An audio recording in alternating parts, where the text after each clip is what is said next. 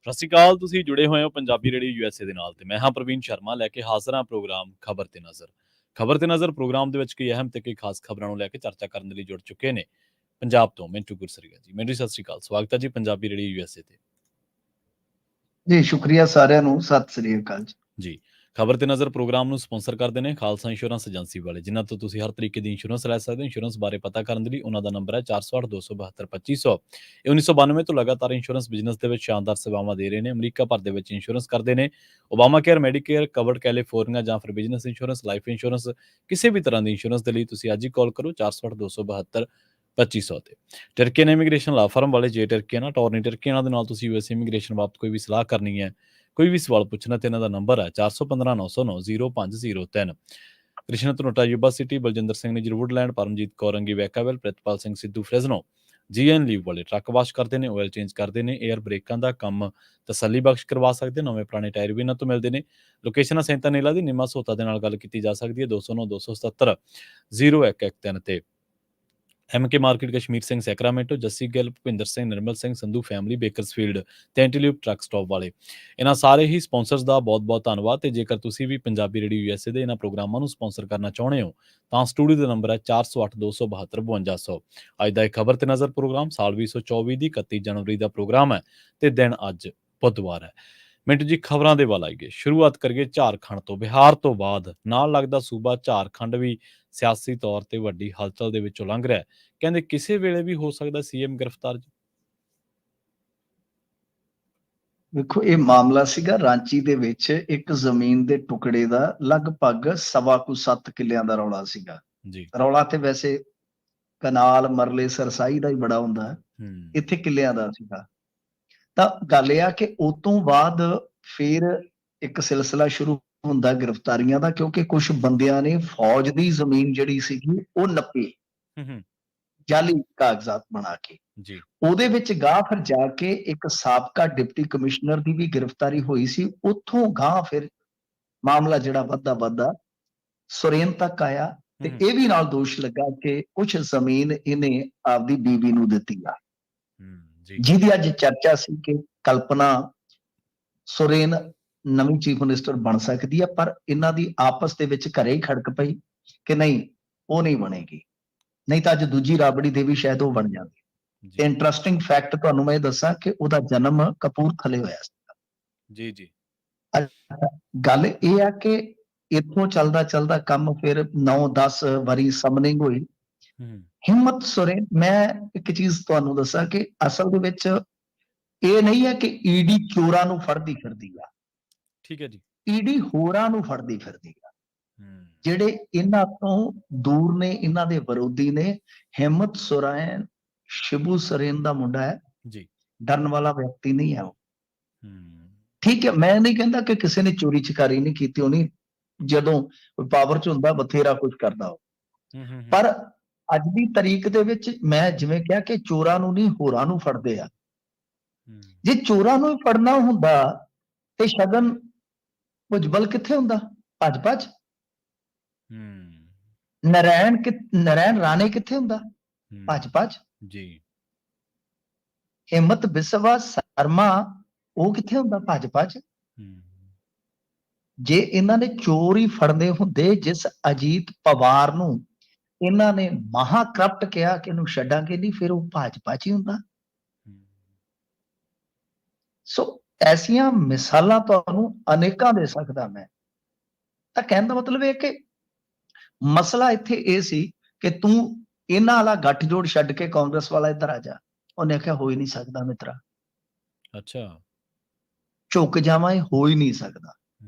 ਹਿੰਮਤ ਸੁਰੇਨ ਦੇ ਮਗਰ ਈਡੀ ਇਸ ਕਰਕੇ ਲੱਗੀ ਆ, ਜਿਹੜੀ ਵਿਚਲੀ ਗੱਲ ਆ। ਸੋ ਇਹ ਇੱਥੇ ਵੀ ਖੇਲਾ ਕਰਨ ਨੂੰ ਫਿਰਦੇ ਸੀ। ਉਹਨਾਂ ਦਾ ਜ਼ਬਰਦਸਤ ਹੈ ਉੱਥੇ ਕੰਮ। ਅੱਜ ਵੀ ਜੇ ਤੁਸੀਂ ਵੇਖੋਗੇ, ਜਿਵੇਂ ਹੀ ਹਿਰਾਸਤ ਚ ਲਿਆ, 43 ਵਿਧਾਇਕ ਇਕੱਠੇ ਹੋ ਕੇ ਗਏ ਨੇ। ਉਹਨਾਂ ਨੇ ਆ ਕੇ ਆਖਿਆ ਕਿ ਰਾਜਪਾਲ ਜੀ ਆ ਗਿਣ ਲਓ, ਗਿਣਤੀ ਮਾਰ ਲਓ, 43 ਆਏ ਆ। ਅੱਛਾ, ਪੂਰੇ ਆ। ਹਾਂਜੀ, ਪਰੇਡ ਕਰਵਾਤੀ ਜਾ ਕੇ ਉਹਨਾਂ ਨੇ। ਇਹਨਾਂ ਨੇ ਸਾਰਾ ਕੁਝ ਪਹਿਲਾਂ ਹੀ ਕੀਤਾ ਸੀ, ਇਹਨਾਂ ਨੂੰ ਪਤਾ ਸੀਗਾ। ਮਸਲਾ ਫਿਰ ਮੈਂ ਤੁਹਾਨੂੰ ਦੱਸੀ ਜਾਣਾ, ਸਰਕਾਰ ਡਿੱਗਣ ਦਾ ਸੀਗਾ। ਸਰਕਾਰਾਂ ਕਿੱਦਾਂ ਬਣਦੀਆਂ ਚੰਡੀਗੜ੍ਹ 'ਚ ਉਹਨਾਂ ਨੇ ਇੱਕ ਤੁਹਾਨੂੰ ਡੈਮੋ ਦਿਖਾਇਆ ਤਾਂ ਹੈ। ਹਾਂਜੀ, ਹਾਂਜੀ, ਡੈਮੋਕ੍ਰੇਸੀ ਦੀ ਤੁਸੀਂ ਗੱਲ। ਈਵੀਐਮ ਨੂੰ ਰੋਂਦੇ ਹੋ, ਮੈਂ ਕਹਿੰਦਾ ਬੈਲਟ ਪੇਪਰ ਤੇ ਵੀ ਆ ਜਾਓ। ਹਾਂਜੀ। ਗੁਜਰਾਤ ਲੌਬੀ ਜਿੱਤਣ ਨਹੀਂ ਦੇਗੀ। ਹੂੰ। ਉਹ ਜੀ। 76 ਮਾਰ ਕੇ ਜਿੱਤ ਹਾਸਲ ਕਰ ਲੈਗੀ। ਹੂੰ। ਤਾਂ ਕਹਿਣ ਦਾ ਮਤਲਬ ਇਹ ਆ ਕਿ ਉਹ ਡੈਮੋ ਕਰਤਾ ਉਹਨਾਂ ਨੇ ਕਿ ਕਿਤੇ ਵੀ ਆ ਜਾਓ, ਕੋਈ ਚੱਕਰ ਹੀ ਨਹੀਂ ਹੈਗਾ। ਹੂੰ। ਜਦੋਂ ਸਾਰੀਆਂ ਸੰਸਥਾਵਾਂ ਅਸੀਂ ਗੁਲਾਮ ਬਣਾ ਲਈਆਂ, ਭੋਂਦੂ ਬਣਾ ਲਈਆਂ, ਬਿਲਕੁਲ, ਬਿਲਕੁਲ। ਭੋਪੂ ਬਣਾ ਲਈਆਂ, ਹੂੰ। ਕਿਆ ਮੈਂ ਤੁਹਾਨੂੰ ਯਾਦ ਹੈ, ਮੈਂ ਕਈ ਮਹੀਨੇ ਤੁਹਾਨੂੰ ਪਹਿਲਾਂ ਹੀ ਦੱਸਦਾ ਸੀਗਾ ਹੂੰ, ਹੂੰ, ਹੂੰ, ਹੂੰ। ਕਿ ਬਿਲਕੁਲ। ਮੋਦੀ, ਯਾਦ ਕਰੋ ਜੀ। ਕਿ ਮੋਦੀ ਨੂੰ ਮਾਤ ਦੇਣੀ ਬਹੁਤ ਔਖੀ ਹੈ ਉਦੋਂ ਦੀਆਂ ਕਿਉਂਕਿ ਗੱਲਾਂ ਜਦੋਂ ਸਾਰਾ ਉਦੋਂ ਦੀਆਂ ਗੱਲਾਂ ਮਿੰਟੂ ਜੀ, ਜਦੋਂ ਜਿਹੜੀ ਤੁਸੀਂ ਕਰਦੇ ਹੋ, ਜਦੋਂ ਇੰਡੀਆ ਗੱਠਜੋੜ ਵਾਲੇ ਥਾਪੀਆਂ ਮਾਰਦੇ ਸੀ ਵੀ ਅਸੀਂ ਇਕੱਠੇ ਹੋ ਗਏ ਤੇ ਹੁਣ ਸਿੱਟ ਲਾਂਗੇ। ਹਾਂਜੀ, ਅੱਜ ਤੋਂ ਕਈ ਮਹੀਨੇ ਪਹਿਲਾਂ, ਉਸ ਤੋਂ ਵੀ ਪਿੱਛੇ ਮੈਂ ਕਹਿੰਦਾ ਸੀਗਾ ਕਿ ਨਰਿੰਦਰ ਮੋਦੀ ਦਾ ਮੁਕਾਬਲਾ ਇਸ ਕਰਕੇ ਨਹੀਂ ਕਿਉਂਕਿ ਉਹਨਾਂ ਨੇ ਬਹੁਤ ਹੀ ਜ਼ਬਰਦਸਤ, ਇਹ ਨਹੀਂ ਮੈਂ ਕਹਿੰਦਾ ਕਿ ਵਿਕਾਸ ਪੁਰਸ਼, ਮੈਂ ਕਹਿੰਦਾ ਵਿਨਾਸ਼ ਪੁਰਸ਼ ਬਣ ਰਹੇ ਨੇ। ਭਾਈਚਾਰਕ ਸਾਂਝ ਤੋਂ ਲੈ ਕੇ ਸਾਰਾ ਕੁਝ ਸਾਡਾ ਦਾਅ ਤੇ ਲੱਗਾ ਪਿਆ। ਇੰਨਾ ਕਰਜ਼ਾ ਹੈ, ਮੈਂ ਕਿਤੇ ਕਰਜ਼ੇ ਤੇ ਆ ਜਾਊਂਗਾ ਕਿ ਕਿਸ ਤਰ੍ਹਾਂ ਜਿਹੜੇ ਬਾਉਂਡ ਆ ਉਹਨਾਂ ਦੀਆਂ ਮਿਆਦਾਂ ਹੀ ਤੋੜ ਦਿੱਤੀਆਂ ਗਈਆਂ। 2070 ਚ ਜਾ ਕੇ ਜਦੋਂ ਇੰਡੀਆ ਨੂੰ ਸਾਰਾ ਕੁਝ ਜਿਹੜਾ ਹੈ ਨਾ ਦੇਣਾ ਪਊਗਾ, ਮੋੜਨਾ ਪਊਗਾ, ਇੰਨਾ ਕਰਜ਼ਾ ਹੋਏਗਾ ਕਿ ਇਤਿਹਾਸ ਭੁੱਲਿਆ ਜਾਊਗਾ। ਤਾਂ ਇਹ ਸਾਰਾ ਕੁਝ ਇੱਕ ਪਾਸੇ ਆ। ਤਾਂ ਕਹਿਣ ਦਾ ਮਤਲਬ ਇਹ ਆ ਕਿ ਜਿਸ ਤਰ੍ਹਾਂ ਦੀ ਇੱਥੇ ਇਹ ਸਾਰੀ ਕਾਰਗੁਜ਼ਾਰੀ ਹੈ ਨਾ, ਜੇ ਤਾਂ ਇਖਲਾਕ ਹੋਵੇ ਨਾ, ਚੋਰ ਕਿਤੇ ਭੱਜ ਚੱਲਿਆ ਜ਼ਰੂਰ। ਜੀ ਬਿਲਕੁਲ। ਜਿੱਤ ਤੁਹਾਡੀ ਯਕੀਨੀ ਮੰਨੀ ਜਾਂਦੀ ਹੈ। ਤੁਸੀਂ ਆਪ ਹੀ ਕਹਿੰਦੇ ਹੋ ਕਿ ਅਬ ਕੀ ਵਾਰ 400 ਕੇ ਪਾਰ। ਪਰ ਰੋਣਾ ਇਸ ਗੱਲ ਦਾ ਹੈ ਕਿ ਐਤਕੀ 400 ਪਾਰ ਨਹੀਂ, ਜਿਹੜੇ ਸਰਵੇ ਉਹ 300 ਪਾਰ ਵੀ ਨਹੀਂ ਕਰਵਾ ਰਹੇ, ਜਿਹੜੇ ਅੰਦਰੂਨੀ ਸਰਵੇ ਆ। ਪਰ ਗੱਲ ਇਹ ਕਿ ਵਿਰੋਧੀ ਧਿਰ ਜਿਹੜੀ ਅਚੇ ਹੋਵੇਗੀ ਇਕਜੁੱਟ ਤੇ ਤਦ ਹੀ ਆ ਨਾ। ਉਹਨਾਂ ਦੇ ਪਾਠਕ ਤੁਹਾਨੂੰ ਪਤਾ ਹੀ ਆ। ਚਲੋ ਉਹ ਛੱਡੋ, ਵੇਖੀ ਜਾਏਗੀ ਜਦੋਂ ਸਾਰਾ ਕੁਝ ਹੋਏਗਾ। ਪਰ ਅੱਜ ਦੀ ਤਰੀਕ 'ਚ ਜੇ ਇਖਲਾਕ ਹੋਵੇ ਤੁਹਾਡੇ 'ਚ, ਹਿੰਮਤ ਸੋਰੇਨ ਹਾਲੇ ਮੁੱਖ ਮੰਤਰੀ ਰਹਿਣਾ ਆ। ਕਿੱਥੇ ਚੱਲਿਆ? ਤੁਸੀਂ ਕਹੋ ਕਿ ਹੁਣ ਇਲੈਕਸ਼ਨ ਨਿਬੇੜਾਂਗੇ ਤਾਂ ਕਿ ਸਾਡੇ ਤੇ ਇਹ ਉਂਗਲ ਨਾ ਉੱਠੇ ਕਿ ਅਸੀਂ ਇਲੈਕਸ਼ਨ ਦੇ ਨੇੜੇ ਬਾਹਾਂ ਮਰੋੜ ਰਹੇ ਹਾਂ। ਅਸੀਂ ਜਿੱਤ ਕੇ ਆਵਾਂਗੇ, ਕੱਲਾ ਕੱਲਾ ਚੋਰ ਫੇਰ ਖੁੱਟ ਚੋਂ ਕੱਢਾਂਗੇ। ਜੀ ਮੈਂ ਕਹਿੰਦਾ ਸਾਰੇ ਫੜ ਕੇ ਟੰਗ ਦਿਓ ਯਾਰ। ਇੱਥੇ ਪੰਜਾਬ 'ਚ ਜੇ ਕੋਈ ਨਸ਼ਾ ਤਸਕਰੀ 'ਚ ਹੈਗਾ, ਗੁਨੇਗਾਰ ਆ, ਚਾਹੇ ਮਜੀਠੀਆ, ਚਾਹੇ ਸੁਖਪਾਲ ਖਹਿਰਾ, ਚੁਰਾਹੇ 'ਚ ਲੈ ਆਓ, ਕਾਨੂੰਨ 'ਚ ਸਾਬਤ ਕਰੋ, ਕੋਰਟ 'ਚ ਸਾਬਤ ਕਰੋ, ਉਸ ਤੋਂ ਬਾਅਦ ਜੋ ਕੋਰਟ ਦੇ ਮੁਤਾਬਕ ਸਜ਼ਾ ਦੇ ਦਿਓ, ਦੇ ਦਿਓ। ਪਰ ਰੌਲਾ ਤੇ ਇਹ ਆ ਨਾ ਕਿ ਉਹੋ ਜਿਹੇ ਬੰਦੇ ਜਿਨ੍ਹਾਂ ਨੂੰ ਤੁਸੀਂ ਕਹਿੰਦੇ ਹੋ ਕਿ ਇਹ ਇਸ ਤਰ੍ਹਾਂ ਨੇ, ਇਸ ਤਰ੍ਹਾਂ ਨੇ, ਉਹਨਾਂ 'ਚੋਂ ਕਿੰਨੇ ਸੀਗੇ ਜਿਹੜੇ ਤੁਹਾਡੇ ਨਾਲ ਨੇ ਇਸ ਟਾਈਮ ਸੱਚੇ ਖੱਬੇ? ਭਾਜਪਾ ਵਾਲੀ ਮੋਡਸ ਆਪਰੈਂਡੀ ਕਿੱਥੇ ਨਹੀਂ ਹੈ। ਬਿਲਕੁਲ ਸਹੀ। ਸਾਰੀਆਂ ਸਿਆਸੀ ਪਾਰਟੀਆਂ ਜਿਹੜੀਆਂ ਪਾਵਰ 'ਚ ਆਉਂਦੀਆਂ ਉਹ ਇਸੇ ਤਰ੍ਹਾਂ ਜੋੜਾ ਤੋੜਾ ਸਾਰਾ ਉਹੀ ਚੱਲਦਾ ਹੈ। ਸੋ ਹਿੰਮਤ ਸੋਰੇਨ ਹਾਲ ਫਿਲਹਾਲ ਹਿਰਾਸਤ 'ਚ ਆ, ਗ੍ਰਿਫਤਾਰੀ ਜਿਹੜੀ ਆ ਉਹ ਪੈ ਜਾਏਗੀ ਤੇ ਮੈਨੂੰ ਲੱਗਦਾ ਕਿ ਹਿੰਮਤ ਸੋਰੇਨ ਨੇ ਸਾਰਾ ਕੁਝ ਸੋਚ ਵਿਚਾਰ ਲਿਆ ਸੀਗਾ, ਸਾਰੀ ਤਿਆਰੀ ਸੀਗੀ ਤੇ ਹੁਣ ਬਸ ਇਹੋ ਆ, ਹਿਰਾਸਤ 'ਚ ਲੈਣ ਦੀ ਖਬਰ ਜ਼ਰੂਰ ਆ। ਪਰ ਜਿਹੜੀ ਵੱਡੀ ਖਬਰ ਆ, ਜਿਹੜਾ ਅਸਤੀਫਾ ਹੋ ਗਿਆ, ਤੇ ਵੱਡੀ ਖਬਰ ਇੱਕ ਹੋਰ ਵੀ ਆ ਗਈ ਆ ਕਿ ਚੰਪਈ ਸੋਰੇਨ ਜੀ ਬਣਾ ਦਿੱਤੇ ਗਏ ਨੇ ਮੁੱਖ ਮੰਤਰੀ। ਮਤਲਬ ਕਿ ਇਹ ਜਿਹੜੇ ਚੰਪਈ ਸੋਰੇਨ ਆ, ਇਹ 91 ਚ ਪਹਿਲੀ ਵਾਰੀ ਸ਼ਾਇਦ ਆਜ਼ਾਦ ਦਿੱਤੇ ਸੀਗੇ ਜੀ, ਤੇ ਕਾਫੀ ਪੁਰਾਣੇ ਸਿਆਸਤਦਾਨ ਆ ਤੇ ਇਹਨਾਂ ਨੂੰ ਝਾਰਖੰਡ ਦਾ ਟਾਈਗਰ ਕਿਹਾ ਜਾਂਦਾ। ਟਾਈਗਰ ਤਾਂ ਟਾਈਗਰ ਮਤਲਬ ਕਿ ਲਾ ਲਓ ਵੀ ਸਾਹਿਬ ਹੁਣ ਦਿਖਾਉਣਗੇ ਜਲਵਾ। ਤਾਂ ਕੁੱਲ ਮਿਲਾ ਕੇ ਇਹ ਵੀ ਸੁਪਤਨੀ ਤੇ ਹਿੰਮਤ ਦੀ ਨਹੀਂ ਬਣ ਸਕੀ ਮੁੱਖ ਮੰਤਰੀ, ਚੰਪਈ ਸੋਰੇਨ ਬਣ ਗਏ ਨੇ ਮੁੱਖ ਮੰਤਰੀ। ਵੱਡੀ ਖਬਰ ਹੁਣ ਤੱਕ ਇਹ ਹੈ। ਜੀ ਜੀ ਮਿੰਟੂ ਜੀ, ਅਸਲ ਦੇ ਵਿੱਚ ਜਿਹੜੀ ਰਾਜਨੀਤੀ ਹੈ ਨਾ, ਉਹ ਬਾਂਹ ਮਰੋੜ ਰਾਜਨੀਤੀ ਹੋਣ ਕਰਕੇ ਤੇ ਸਾਰੀ ਦੁਨੀਆ, ਲੋਕ ਵੀ ਸੈਲੀਬ੍ਰੇਟ ਕਰਦੇ ਆ ਉਹਨੂੰ ਕਿ ਹਾਂ ਬਈ ਫਲਾਨਾ ਆਗੂ ਢਾਲਿਆ, ਫਲਾਨਾ ਇਹ ਕਰਤਾ, ਫਲਾਨਾ ਉਹ ਕਰਤਾ। ਅਸਲ ਦੇ ਵਿੱਚ ਸ਼ੋਰ ਇਸ ਤਰੀਕੇ ਦਾ ਹੈ ਤੇ ਇਸ ਸ਼ੋਰ ਦੇ ਵਿੱਚ ਨਿਆਂ ਵਿਵਸਥਾ ਇਹ ਸਾਰਾ ਕੁਝ ਤਹਿਸ ਨਹਿਸ ਹੋ ਗਿਆ ਲੋਕਾਂ ਦੇ ਵੇਂਦੇ ਵੇਂਦੇ। ਜੀ ਅਗਲੀ ਖਬਰ ਦੇ ਵੱਲ ਵਧੀਆ ਮਿੰਟੂ ਜੀ। ਅਮਨ ਅਰੋੜਾ ਨੂੰ ਕਹਿੰਦੇ ਵੱਡੀ ਰਾਹਤ ਮਿਲੀ ਆ, ਅਦਾਲਤ ਨੇ ਸਜ਼ਾ ਤੇ ਪੱਕੀ ਰੋਕ ਲਾਤੀ ਹੈ ਜੀ। ਹਾਂਜੀ ਵੇਖੋ, ਅਮਨ ਅਰੋੜਾ ਨੂੰ ਵੱਡੀ ਰਾਹਤ ਮਿਲ ਗਈ ਆ। ਰਾਹਤ ਮਿਲ ਹੀ ਜਾਣੀ ਹੁੰਦੀ ਆ। ਕੁਝ ਲੋਕਾਂ ਨੂੰ ਜਿਨ੍ਹਾਂ ਨੂੰ ਨਹੀਂ ਸਮਝ ਹੁੰਦੀ, ਉਹਨਾਂ ਨੂੰ ਇਹ ਲੱਗਦਾ ਕਿ ਇਸ ਤਰ੍ਹਾਂ ਹੋ ਜਾਏਗਾ, ਉਸ ਤਰ੍ਹਾਂ ਹੋ ਜਾਏਗਾ। ਬੇਸਿਕਲੀ ਕੀ ਆ ਕਿ ਅਪੀਲ ਹੁੰਦੀ ਹੈ, ਇਹ ਅਪੀਲ ਬੋਲਦੇ ਆ ਇਹਨੂੰ, ਜਦੋਂ ਤਾਂ ਅਪੀਲ ਜਾਂਦੀ ਹੈ ਜਦੋਂ ਤੱਕ ਅਪੀਲ ਦਾ ਨਿਬੇੜਾ ਨਹੀਂ ਹੋਣਾ ਉਦੋਂ ਤੱਕ ਸਜ਼ਾ ਹੀ ਸਟੇ ਹੋਏਗੀ, ਜਾਂ ਤੱਕ ਜੱਜ ਕੇਸ ਸੁਣ ਲਵੇ। ਜਿਵੇਂ ਤੁਸੀਂ ਇਹ ਵੇਖੋ ਨਾ ਕਿ ਰਾਹੁਲ ਗਾਂਧੀ ਦੇ ਮਾਮਲੇ 'ਚ ਕਿਵੇਂ ਅਦਾਲਤਾਂ ਨੇ ਕਾਰਵਾਈ ਕੀਤੀ ਸੀ, ਯਕਦਮ ਉੱਥੋਂ ਵੀ ਸੁਣਵਾਈ, ਹਾਈ ਕੋਰਟ 'ਚੋਂ ਵੀ ਸੁਣਵਾਈ, ਸੁਪਰੀਮ ਕੋਰਟ 'ਚ ਜਾ ਕੇ ਬ੍ਰੇਕ ਲੱਗੀ। ਤਾਂ ਇੱਥੇ ਕੀ ਹੋ ਰਿਹਾ, ਇੱਥੇ ਮਤਲਬ ਕਿ ਪਹਿਲਾਂ ਆਰਜ਼ੀ ਰੋਕ ਹੁੰਦੀ ਆ, ਆਰਜ਼ੀ ਰੋਕ ਹੁੰਦੀ ਆ, ਉਸ ਤੋਂ ਬਾਅਦ ਮਤਲਬ ਕਿ ਇੱਕ ਪੱਕੀ ਜ਼ਮਾਨਤ ਜਾ ਕੇ ਉੱਥੋਂ ਭਰਵਾਉਣੀ ਪੈਂਦੀ ਆ। ਮੈਂ ਤੁਹਾਨੂੰ ਫਿਰ ਪ੍ਰੋਸੀਜਰ ਦੱਸਦਾ, ਸਜ਼ਾ ਹੋਣ ਤੋਂ ਬਾਅਦ ਬੰਦਾ ਖੜੇ ਪੈਰ ਛੁੱਟਦਾ ਪਤਾ ਕਿਵੇਂ ਹੈ ਕਿ ਇੱਕ ਬੇਲ ਬੌਂਡ ਭਰ ਦਿੰਦਾ ਹੈ ਜੀ, ਠੀਕ ਹੈ ਜੀ। ਇੱਕ ਬੇਲ ਬੌਂਡ ਜਦੋਂ ਭਰਿਆ ਜਾਂਦਾ ਆ ਤਾਂ ਉੱਥੇ ਸਾਰੀਆਂ ਸ਼ਰਤਾਂ ਤੈਅ ਹੋ ਜਾਂਦੀਆਂ ਕਿ ਉਤਲੀ ਅਦਾਲਤ 'ਚ ਚੈਲੰਜ ਕਰਾਂਗਾ, ਮੈਂ ਸਾਰਾ ਕੁਝ ਕਰਾਂਗਾ। ਫਿਰ ਜਦ ਉੱਥੇ ਜਾਂਦਾ ਤਾਂ ਹੁਣ ਉਤਲੀ ਜਿਹੜੀ ਅਦਾਲਤ ਹੈ, ਜਦੋਂ ਉਹਨੇ ਅਪੀਲ ਮਨਜ਼ੂਰ ਕੀਤੀ, ਉਹਨੇ ਵੀ ਜ਼ਮਾਨਤ ਤੇ ਹੀ ਛੱਡਣਾ ਨਾ ਬੰਦੇ ਨੂੰ, ਤਾਂ ਨਵੇਂ ਸਿਰਿਓਂ ਬੇਲ ਬੌਂਡ ਉੱਤੇ ਭਰਿਆ ਗਿਆ, ਇਹਨੂੰ ਕਹਿ ਦਿੰਦੇ ਆ ਸਥਾਈ। ਸੋ ਐਵੇਂ ਭੰਬਲ ਭੂਸੇ 'ਚ ਪਾਉਂਦੇ ਆ ਮੀਡੀਆ ਵਾਲੇ, ਅਸਲ ਦੇ ਵਿੱਚ ਕੁਝ ਨਹੀਂ ਹੈ ਕਿ ਇੱਕ ਜੱਜ ਹੈ ਜਿਹੜਾ ਉਹਨੂੰ ਸਜ਼ਾ ਕਰਕੇ ਕਹਿੰਦਾ ਕਿ ਭਾਈ ਹਾਂ ਠੀਕ ਆ, ਤੈਨੂੰ ਅੰਦਰ ਨਹੀਂ ਭੇਜਦੇ, ਤੂੰ ਟਾਈਮ ਲੈ ਲਾ, ਆਪਣੀ ਸਜ਼ਾ ਨੂੰ ਚੈਲੰਜ ਕਰ ਲਾ, 3 ਸਾਲ ਤੋਂ ਘੱਟ ਦੀ ਸਜ਼ਾ ਦੇ ਵਿੱਚ ਪ੍ਰਬੰਧ ਹੁੰਦਾ। ਬੰਦੇ ਨੇ ਬੇਲ ਬੌਂਡ ਭਰਿਆ, ਫਿਰ ਉਹ ਇਹ ਸਮੇਂ 'ਚ ਉੱਤੇ ਗਿਆ, ਉੱਥੋਂ ਅਪੀਲ ਮਨਜ਼ੂਰ ਹੋਈ ਤਾਂ ਉਹਨੂੰ ਜ਼ਮਾਨਤ ਜਿਹੜੀ ਆ ਉਹ ਮਿਲ ਗਈ, ਬਸ ਦੈਟਸ ਇਟ। ਗੱਲ ਆ ਹੁੰਦੀ ਆ, ਹੋਰ ਕੁਝ ਨਹੀਂ ਆ। ਤੇ ਇਹੀ ਹੋਏਗਾ ਜੇ ਮੰਨ ਲਓ ਕੱਲ ਨੂੰ ਹਾਈ ਕੋਰਟ ਜਾਣਾ ਪੈਂਦਾ ਤਾਂ ਹਾਈ ਕੋਰਟ ਤੋਂ ਵੀ ਦੁਬਾਰਾ ਫਿਰ ਜਦੋਂ ਬੇਲ ਆਰਡਰ ਹੋਣਗੇ ਤਾਂ ਉਹ ਦੁਬਾਰਾ ਜ਼ਮਾਨਤ ਭਰੀ ਜਾਏਗੀ, ਪ੍ਰੋਸੀਜਰ ਆ।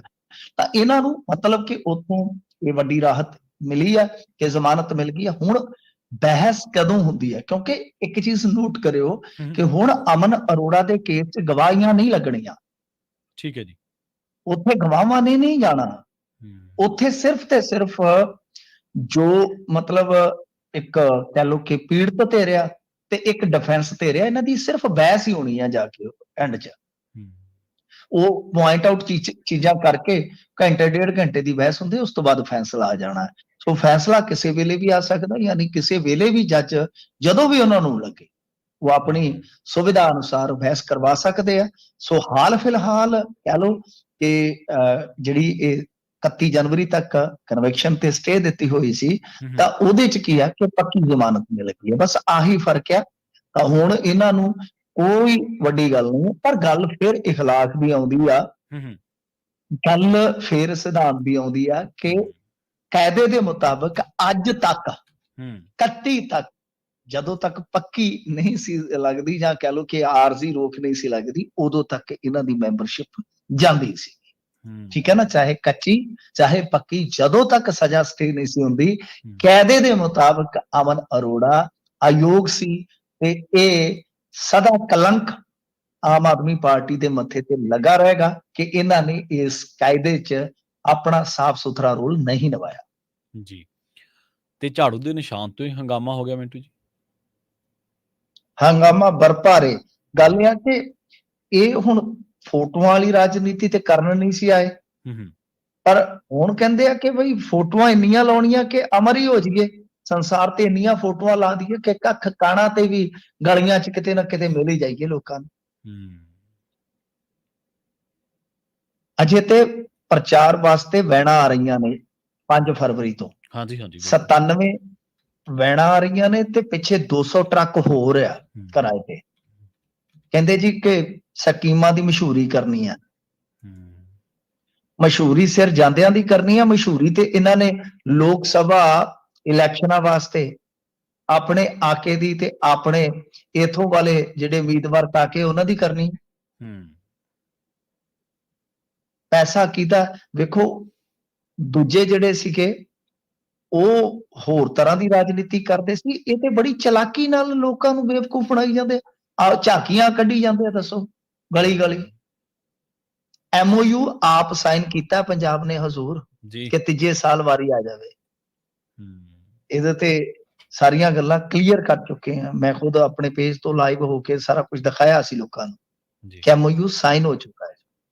ਤਾਂ ਮਤਲਬ ਕਿ ਬੇਸਲੈਸ ਗੱਲਾਂ ਨੇ। ਹੁਣ ਗੱਲ ਇਹ ਆ ਕਿ ਤੁਸੀਂ ਇਸ ਤਰ੍ਹਾਂ ਦੀਆਂ ਗੱਲਾਂ ਕਰੋ, ਕੋਈ ਕਰਤੂਤ ਆ ਤੁਹਾਡੀ।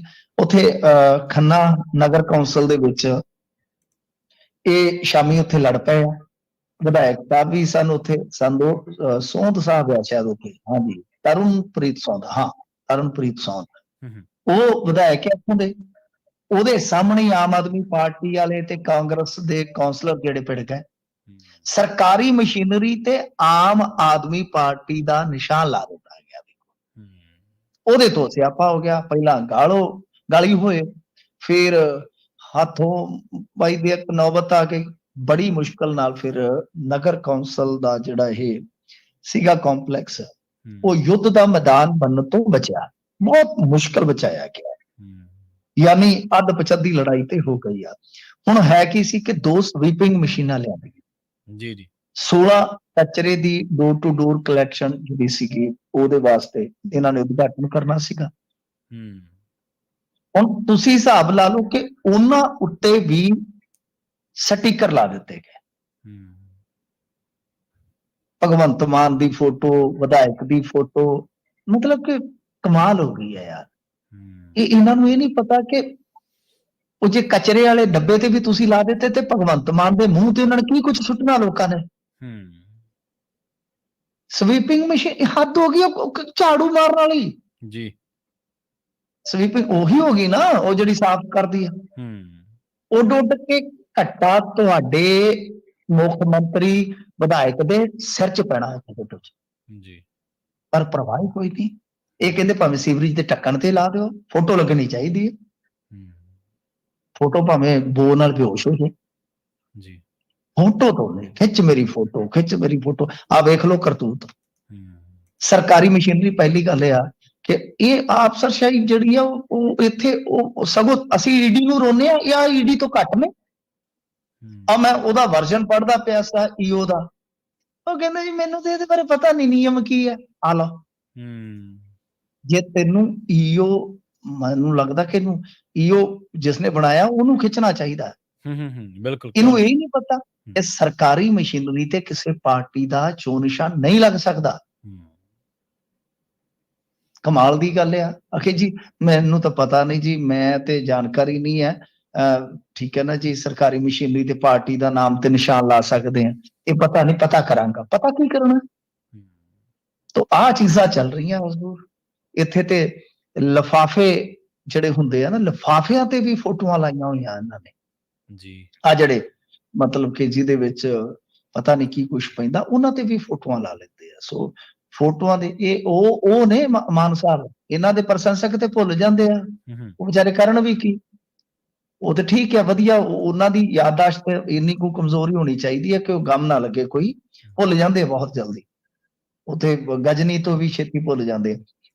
ਇਹ ਉਹ ਨੇ ਜਿਹੜੇ ਕਹਿੰਦੇ ਹੁੰਦੇ ਸੀਗੇ ਕਿ ਐਂਬੂਲੈਂਸਾਂ ਤੇ ਵੀ ਬਾਦਲ ਉੱਥੇ ਕੀ ਕਰਦਾ ਫਲਾਣੇ ਤੇ ਤੇ।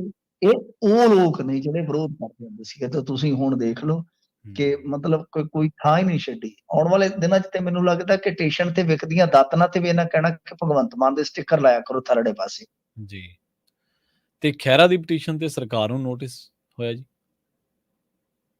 ਦੇਖੋ, ਸੁਖਪਾਲ ਸਿੰਘ ਖਹਿਰਾ ਫੇਰ ਗਏ ਨੇ ਕੋਰਟ ਦੇ ਵਿੱਚ ਕਿ ਭਾਈ ਗ੍ਰਿਫਤਾਰੀ ਜਾਂ ਮਾਮਲਾ ਜੇ ਕੋਈ ਹੁੰਦਾ ਤਾਂ ਉਸ ਸੂਰਤ ਦੇ ਵਿੱਚ ਮੈਨੂੰ ਅਗਾਊਂ ਨੋਟਿਸ ਦਿੱਤਾ ਜਾਵੇ।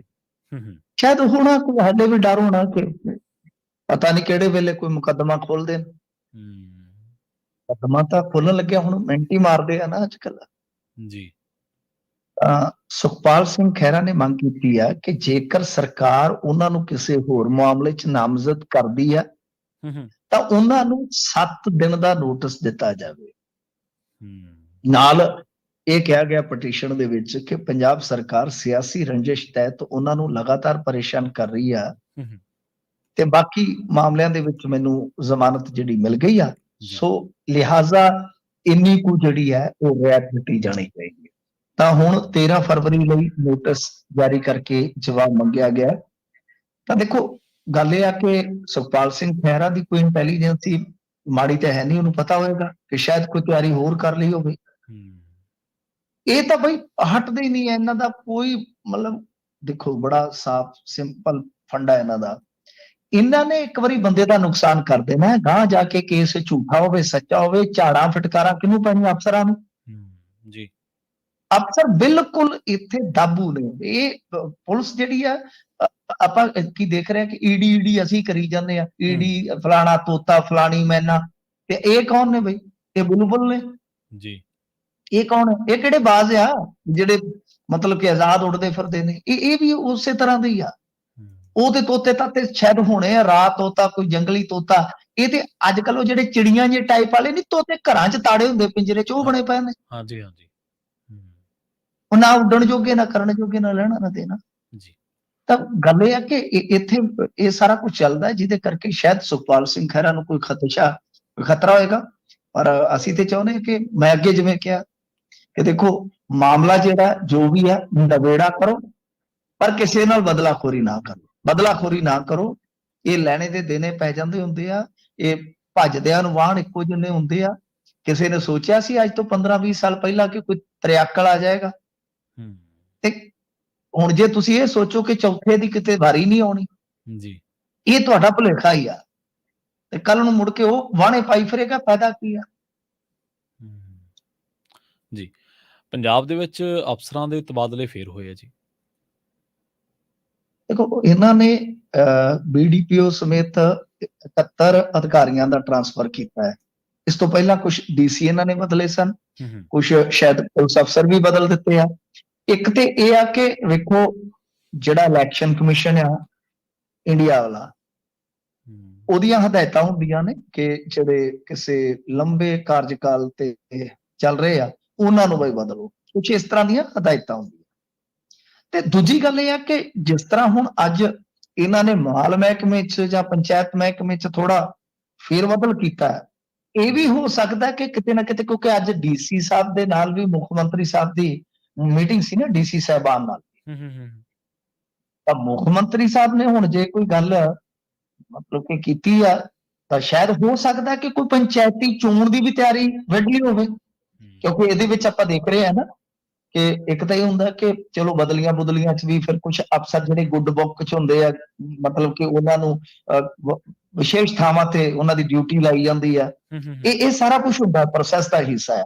ਪਰ ਜੇ ਪੰਚਾਇਤੀ ਮਹਿਕਮਿਆਂ ਦੇ ਵਿੱਚ BDO ਵਗੈਰਾ ਜਿਹੜੇ ਬਦਲੇ ਜਾ ਰਹੇ ਆ, ਤਾਂ ਇਹ ਵੀ ਹੋ ਸਕਦਾ ਕਿ ਆਉਣ ਵਾਲੇ ਦਿਨਾਂ 'ਚ, ਕਿਉਂਕਿ ਪੰਚਾਇਤੀ ਇਲੈਕਸ਼ਨ ਅੱਗੇ ਵੀ ਆਪਾਂ ਗੱਲ ਕੀਤੀ ਸੀਗੀ ਕਿ ਪੰਚਾਇਤੀ ਇਲੈਕਸ਼ਨ ਇਹਨਾਂ ਨੂੰ ਕਾਇਦੇ ਦੇ ਮੁਤਾਬਕ ਕਰਵਾਉਣਾ ਪਵੇਗਾ, ਤਾਂ ਹੋ ਸਕਦਾ ਕਿ ਉਹਦੀ ਵੀ ਕਿਤੇ ਨਾ ਕਿਤੇ ਤਿਆਰੀ ਜਿਹੜੀ ਹੈ ਉਹ ਵਿੱਢ ਲਈ ਹੋਵੇ ਜੀ। ਤੇ ਪੀੜਤ ਨੌਜਵਾਨਾਂ ਨੇ ਏਜੰਟ ਤੇ ਪੁਲਿਸ ਤੇ ਦੋਸ਼ ਲਾਏ ਨੇ ਜੀ। ਦੇਖੋ, ਇਹ ਜਲੰਧਰ ਦੇ ਵਿੱਚ ਖਾਸਾ ਵੱਡਾ ਹੰਗਾਮਾ ਹੋਇਆ। PPR ਮਾਰਕੀਟ ਦੇ ਕੋਲ ਇੱਕ ਟਰੈਵਲ ਏਜੰਟ ਸੀਗਾ, ਉਹਦੇ ਦਫ਼ਤਰ ਦੇ ਬਾਹਰ ਜਿਹੜੇ ਕੁਝ ਨੌਜਵਾਨ ਅੱਜ ਸਵੇਰੇ ਇਕੱਠੇ ਹੋਏ, ਇਹਨਾਂ ਨੇ ਕਾਫੀ ਰੌਲਾ ਰੱਪਾ ਪਾਇਆ। ਇਹ ਕਹਿੰਦੇ ਕਿ ਟਰੈਵਲ ਏਜੰਟ ਜਿਹੜਾ ਸੀ ਉਹ ਆਪਦਾ ਸਮਾਨ ਲੈ ਕੇ ਫਰਾਰ ਹੋਣ ਲੱਗਾ ਸੀ। ਜਦੋਂ ਉਹਨਾਂ ਨੂੰ ਸੂਚਨਾ ਮਿਲੀ ਤੇ ਉਹ ਮੌਕੇ ਤੇ ਪਹੁੰਚੇ, ਤੇ ਮੌਕੇ ਤੇ ਪਹੁੰਚੀ ਪੁਲਿਸ ਜਿਹੜੀ ਥਾਣਾ 7 ਦੀ, ਉਹਨਾਂ ਨੇ ਕਿਸੇ ਤਰ੍ਹਾਂ ਇਹ ਹੰਗਾਮਾ ਸ਼ਾਂਤ ਕਰਵਾਇਆ ਤੇ ਕੁਝ ਦੇਰ ਬਾਅਦ ਉਸ ਵਿਅਕਤੀ ਨੂੰ ਥਾਣਾ 6 ਦੀ ਪੁਲਿਸ ਦੇ ਹਵਾਲੇ ਕਰ ਦਿੱਤਾ। ਹੁਣ ਦੋਸ਼ ਇਹ ਆ ਕਿ ਬਿਨਾਂ ਲਾਇਸੈਂਸ ਤੋਂ ਉਹ ਟਰੈਵਲ ਏਜੰਸੀ ਚਲਾ ਰਿਹਾ ਸੀਗਾ, ਤੇ ਦੋਸ਼ ਇਹ ਵੀ ਲੱਗਾ ਕਿ 7 ਦੀ ਜਿਹੜੀ ਪੁਲਿਸ ਸੀਗੀ ਉਹਨੇ ਹਿਰਾਸਤ ਦੇ ਵਿੱਚ ਲਿਆ, ਪਰ ਬਾਅਦ ਦੇ ਵਿੱਚ ਮਤਲਬ ਕਿ ਇਹ ਵੀ ਥਾਣਾ 6 ਦਾ ਮਾਮਲਾ ਹੈ ਜਾਂ ਫਲਾਣਾ ਕਹਿੰਦੇ ਕਿ ਹਵਾਲੇ ਕਰ ਦਿੱਤਾ ਗਿਆ। ਪਰ ਉਹ ਜਿਹੜੇ ਨੌਜਵਾਨ ਸੀ ਉਹ ਕਹਿੰਦੇ ਕਿ ਵੇਖੋ, ਗੱਲ ਇਹ ਆ ਕਿ ਇੱਕ ਵਾਰੀ ਇਹਨੂੰ ਛੱਡ ਦਿੱਤਾ ਗਿਆ ਸੀਗਾ, ਦੁਬਾਰਾ ਫੜਿਆ ਗਿਆ। 22 ਦੇ ਵਿੱਚ ਵੀ ਇੱਥੋਂ ਕਹਿੰਦੇ ਕਿ 536 ਪਾਸਪੋਰਟ ਜਿਹੜੇ ਬਰਾਮਦ ਹੋਏ ਸੀ। ਕੁਝ ਮੁਕੱਦਮੇ ਇਹਨਾਂ ਤੇ ਪਹਿਲਾਂ ਵੀ ਚੱਲਦੇ ਆ। ਇਹ ਕਾਫੀ ਵੱਡਾ ਮਾਮਲਾ ਹੈ ਜਿਹਦੇ ਚ ਦੱਸਦੇ ਆ ਕਿ 120 ਤੋਂ ਜ਼ਿਆਦਾ ਮਾਮਲੇ ਦਰਜ ਹੈ। ਕੋਈ ਕਿੰਗ ਪਿਨ ਹੈ ਜਿਹੜਾ ਉਹ ਲੁਧਿਆਣੇ ਤੋਂ ਆ।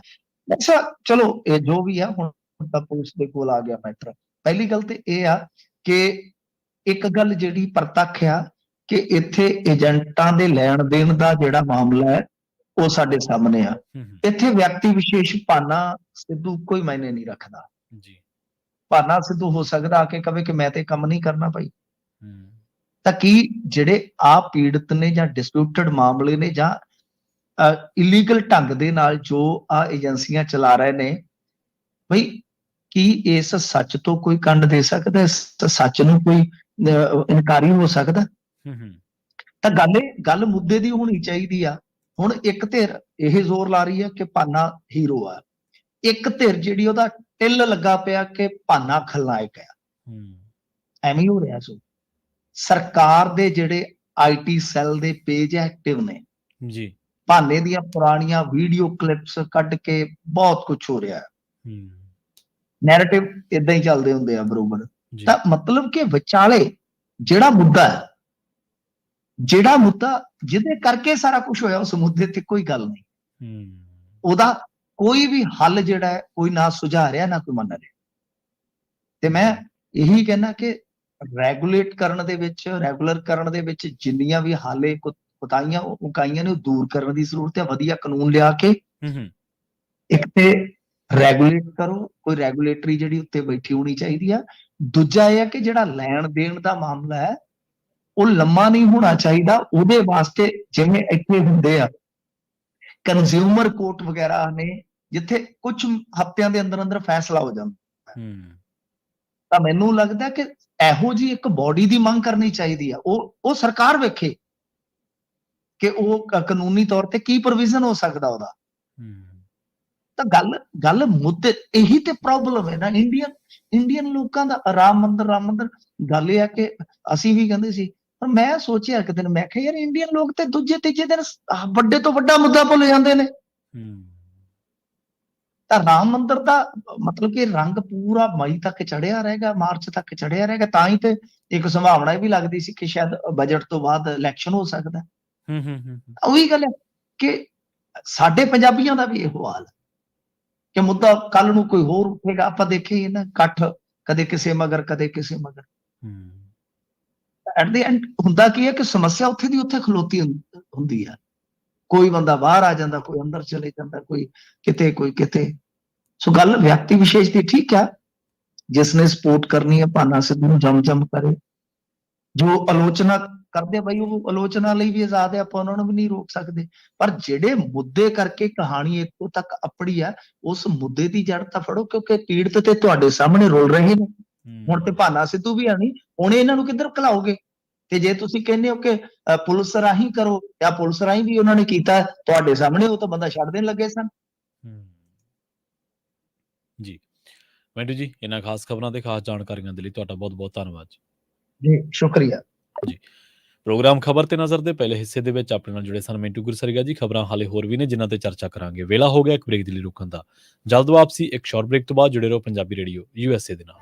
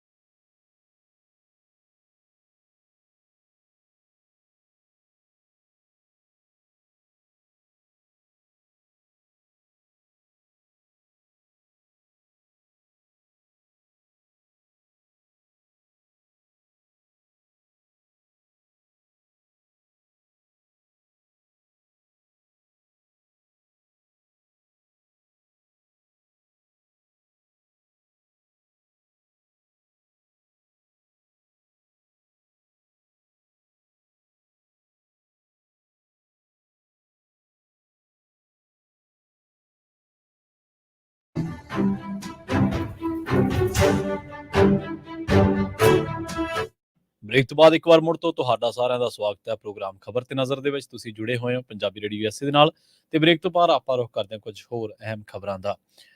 ਮਮਤਾ ਬੈਨਰਜੀ ਨੇ ਇੱਕ ਬਿਆਨ ਦਿੱਤਾ ਹੈ। ਉਹਨਾਂ ਨੇ ਕਿਹਾ ਹੈ ਕਿ ਜੇਕਰ ਕੇਂਦਰ ਸਰਕਾਰ ਨੇ 1 ਫਰਵਰੀ ਤੱਕ ਰਾਜ ਦਾ ਬਕਾਇਆ ਨਹੀਂ ਦਿੱਤਾ ਤਾਂ ਉਹ ਧਰਨੇ ਤੇ ਬੈਠ ਜਾਣਗੇ। ਉਹਨਾਂ ਕਿਹਾ ਕਿ ਕਾਂਗਰਸ ਨੇ ਲੋਕ ਸਭਾ ਚੋਣਾਂ ਦੇ ਵਿੱਚ ਬੰਗਾਲ ਦੇ ਵਿੱਚ ਭਾਜਪਾ ਨੂੰ ਮਜ਼ਬੂਤ ਕਰਨ ਦੇ ਲਈ ਸੀਪੀਆਈਐਮ ਦੇ ਨਾਲ ਹੱਥ ਮਿਲਾਇਆ ਹੈ, ਪਰ ਇਹ ਗੱਲ ਬਿਲਕੁਲ ਸਪਸ਼ਟ ਹੈ ਕਿ ਟੀਐਮਸੀ ਤੋਂ ਇਲਾਵਾ ਬੰਗਾਲ ਦੇ ਵਿੱਚ ਕੋਈ ਵੀ ਪਾਰਟੀ ਸਿਆਸੀ ਤੌਰ ਤੇ ਭਾਜਪਾ ਦੇ ਨਾਲ ਲੜਨ ਦੇ ਸਮਰੱਥ ਨਹੀਂ ਹੈ।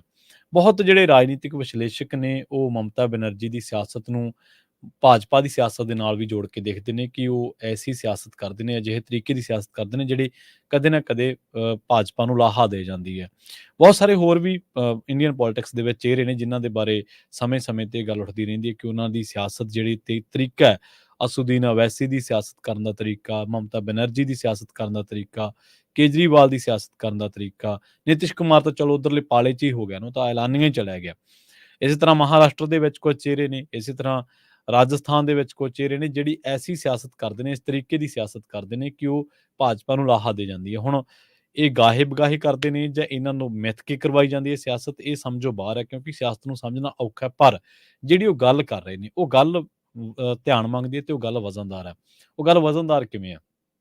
ਉਹ ਕਹਿੰਦੇ ਕਿ ਜੇਕਰ ਕੇਂਦਰ ਨੇ 1 ਫਰਵਰੀ ਤੱਕ ਰਾਜ ਦਾ ਬਕਾਇਆ ਨਾ ਦਿੱਤਾ ਤਾਂ ਧਰਨਾ ਸ਼ੁਰੂ ਕਰਾਂਗੇ।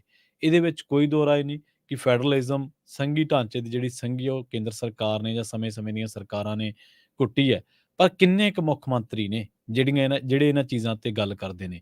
ਕਿੰਨੇ ਕੁ ਮੁੱਖ ਮੰਤਰੀ ਨੇ ਜਿਹੜੇ ਇਹ ਗੱਲ ਕਹਿੰਦੇ ਨੇ ਕਿ ਹਾਂ, ਰਾਜਾਂ ਦੇ ਵੱਧ ਅਧਿਕਾਰ ਹੋਣੇ ਚਾਹੀਦੇ ਆ ਜਾਂ ਉਹ ਬਹਾਲ ਹੀ ਰਹਿਣੇ ਚਾਹੀਦੇ ਆ? ਹੋਣੇ ਤਾਂ ਦੂਰ ਦੀ ਗੱਲ, ਜਿਹੜੇ ਹੈਗੇ ਨੇ ਘੱਟੋ-ਘੱਟ ਉਹ ਤਾਂ ਬਚਾ ਲਓ। ਇੱਥੇ ਆਪਾਂ ਕੇਜਰੀਵਾਲ ਵੇਖਦੇ ਹਾਂ ਕਿ ਪੰਜਾਬ ਦੇ ਵਿੱਚ ਆ ਕੇ ਉਹ ਕਹਿਣਗੇ ਜੀ ਈਡੀ ਦੇ ਅਸੀਂ ਸਾਹਮਣਾ ਤੇ ਨਹੀਂ ਜਾਂਦੇ, ਈਡੀ ਸਾਨੂੰ ਐਂ ਕਰ ਰਹੀ ਹੈ, ਈਡੀ ਸਾਨੂੰ ਐਂ ਕਰ ਰਹੀ ਹੈ। ਪਰ ਜਦੋਂ ਧਾਰਾ 370 ਤੋੜੀ ਜਾ ਰਹੀ ਸੀ ਕੇਜਰੀਵਾਲ ਸਾਹਿਬ, ਤੁਸੀਂ ਉਦੋਂ ਵਧਾਈਆਂ ਦੇ ਰਹੇ ਸੀ। ਉਹ ਵੀ ਕਿਸੇ ਦੇ ਅਖਤਿਆਰ ਸੀਗੇ, ਉਹ ਵੀ ਕਿਸੇ ਨੂੰ ਵਿਸ਼ੇਸ਼ ਦਰਜਾ ਮਿਲਿਆ ਹੋਇਆ ਸੀ।